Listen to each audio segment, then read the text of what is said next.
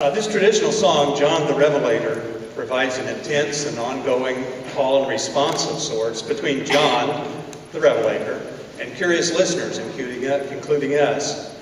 Questions abound in the lyrics. Who is that writing? What is he writing? Why is he writing?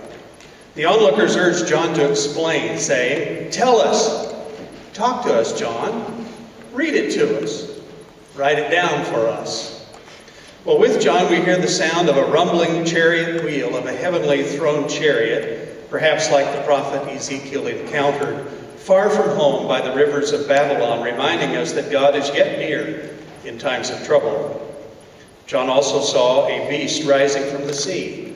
Some think an image representing the Roman Empire and how some of the Caesars were oppressive toward Christians, making discipleship costly in that first century context.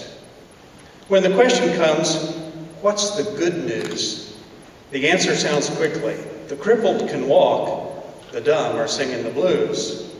We might say that differently now, but the sentiment echoes the language of Isaiah 35. Then the eyes of the blind shall be opened, and the ears of the deaf unstopped. Then the lame shall leap like a deer, and the tongue of the speechless sing for joy. Another question follows. John, in the graveyard, what do you see? John's reply, the dead are dancing all around me.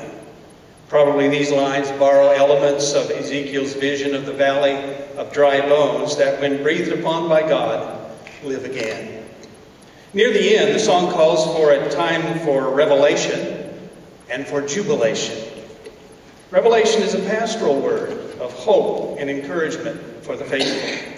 While many only think of Revelation as gloom and despair, Revelation is also a writing that jubilates with song.